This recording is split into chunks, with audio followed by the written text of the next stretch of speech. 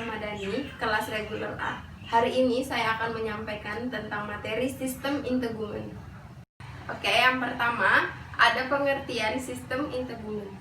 Sistem integumen adalah suatu organ yang membedakan, memisahkan, melindungi, dan menginformasikan hewan terhadap lingkungan sekitarnya. Sistem integumen ini merupakan suatu sistem organ terbesar seperti kulit, sisik, rambut, bulu, kelenjar, dan produknya. Produknya itu seperti keringat atau lendir. Oke, kita masuk ke anatomi kulit. Anatomi kulit itu ada epidermis, dermis, dan lapisan subkutan. Epidermis terdiri dari 5 bagian: stratum corneum, stratum lucidum, stratum granulosum, stratum spinosum, dan stratum basal. Oke, yang pertama kita masuk ke stratum corneum. Stratum corneum ini merupakan lapisan yang paling atas, tidak memiliki inti sel. Selnya terdiri dari sel-sel mati, protoplasmanya telah menjadi sel tanduk, dan dia hanya memiliki 15-30 sel keratin. Selanjutnya, kita masuk ke stratum lucidum. Stratum lucidum ini merupakan lapisan yang kedua, lapisan yang paling terang. Kenapa paling terang? Karena bisa dilihat di gambar, lapisan ini di lapisan kedua berwarna biru. Dia merupakan lapisan paling terang. Terus dia tidak memiliki inti sel, protoplasmanya telah berubah menjadi protein, dan dia berada di bagian kulit-kulit yang tebal seperti telapak kaki dan telapak tangan. Oke, kita masuk ke stratum granulosum. Stratum ini memiliki 2-3 lapisan gepeng. Terus dia memiliki lapisan grainy. Kenapa disebut grainy? Karena dia bentuknya seperti bulir-bulir padi. Terus juga dia berbutir kasar dan berada di telapak kaki dan telapak tangan seperti stratum lucidum.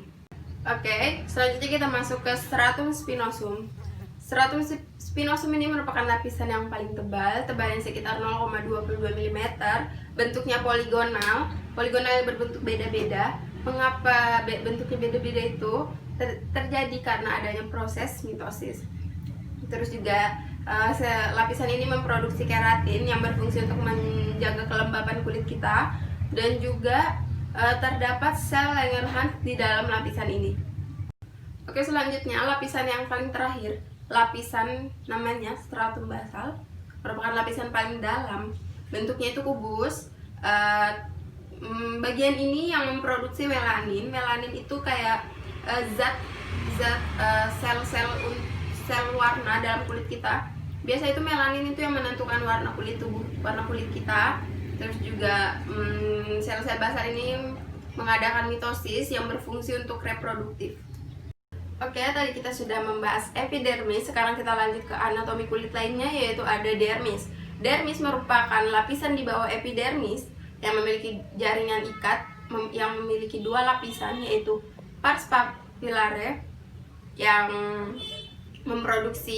yang terdiri dari sel fibroblast yang memproduksi kolagen, dan ada reticulare yang memiliki banyak pembuluh darah, limfe, akar rambut, kelenjar keringat, dan kelenjar sebaceous. Dermis ini memiliki 3 jenis jaringan ikat, kolagen dan serat elastis, otot, dan saraf. Dermis ini berfungsi untuk mensuplai darah sebagai sensor aparatus, dan juga dermis ini merupakan jaringan yang lebih tebal daripada epidermis. Oke, kita akan membahas 2 bagian yang terdapat di dermis. 2 lapisan di dermis itu ada pars papillaris dan pars reticularis. Pars papillaris ini merupakan bagian yang menonjol ke epidermis, berisi ujung saraf dan pembuluh darah. Sedangkan pars reticularis ini banyak mengandung jaringan ikat, folikel rambut, pembuluh darah, dan kolagen. Oke, anatomi kulit lainnya yaitu ada lapisan subkutan. Lapisan ini merupakan lapisan terdalam yang memiliki sel limfosit yang banyak mengandung lemak, dan juga merupakan bantalan adipose dan merupakan jaringan adipose, yaitu sebagai bantalan antara kulit dan struktur internal lainnya seperti otot dan tulang. Lapisan subkutan juga berguna sebagai mobilitas kulit, perubahan kontur tubuh dan penyekatan panas, juga sebagai bantalan terhadap trauma, dan juga tempat penumpukan energi. Nah, di sini ada hipodermis. Hipodermis itu sebenarnya juga termasuk hipodermis itu adalah lapisan subkutan, bisa disebut itu nama lain dari subkutan. Bisa dilihat di sini ada folikel rambut, jaringan lemak, kelenjar keringat, dan jaringan penghubung. Ya, selanjutnya ada melanosites. Melanosites ini memproduksi sel melanin. Melanin ini dapat menyerap sinar UV. Sinar UV itu bahaya banget bagi kulit kita. Sinar UV itu dapat merusak DNA kita. Melanin dapat mencegah kerusakan DNA itu dan membantu mencegah terjadinya kanker. Oke, selanjutnya kita akan membahas kelenjar pada kulit. Kelenjar pada kulit itu dibagi menjadi dua, ada kelenjar sebase dan kelenjar keringat. Kelenjar keringat ini dibagi lagi menjadi dua, yaitu kelenjar ekrin dan kelenjar apokrin. Kelenjar sebase berfungsi untuk mengontrol sekresi minyak antara folikel rambut dan batang rambut.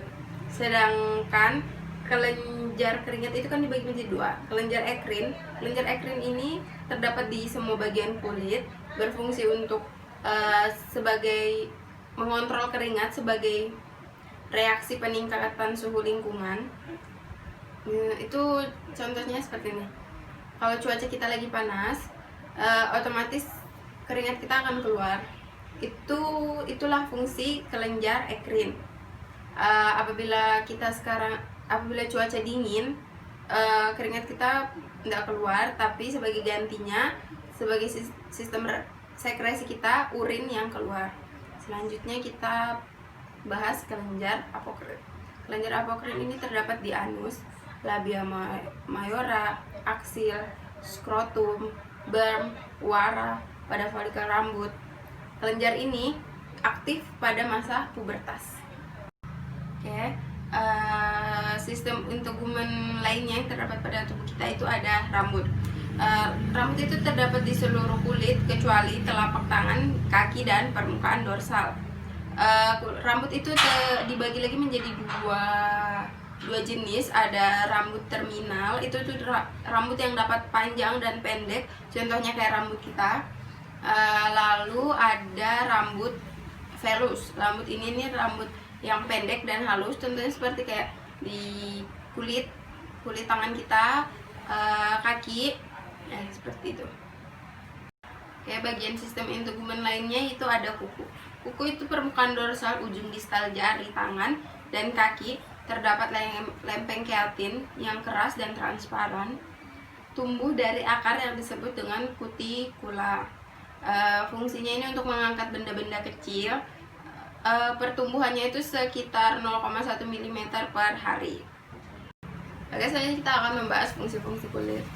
Fungsi kulit ada sebagai proteksi diri, pengontrol suhu dan pengatur suhu, sensibilitas, keseimbangan air, dan produksi vitamin. Oke, kita akan membahas fungsi kulit sebagai proteksi diri.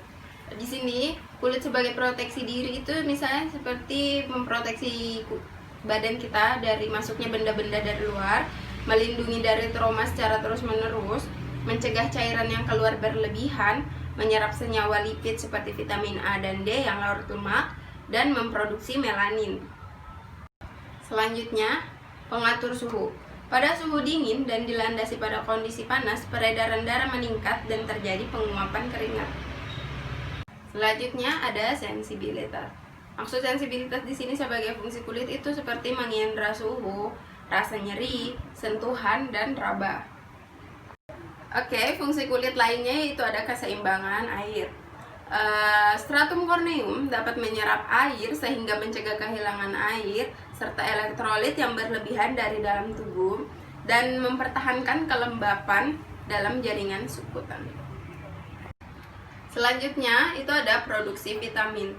Kulit juga bisa memproduksi vitamin dengan cara sebenarnya bukan cara sih, tapi apabila kulit kita ini terpapar sinar UV, kulit akan mengubah substansi untuk mensintesis vitamin D sehingga kulit kita itu bisa menghasilkan vitamin, yaitu vitamin D. Ya, sekian penjelasan dari saya tentang materi integumen. Apabila ada kesalahan kata yang saya sengaja maupun saya tidak sengaja, mohon maaf. Wabillahi taufiq walhidayah. Wassalamualaikum warahmatullahi wabarakatuh.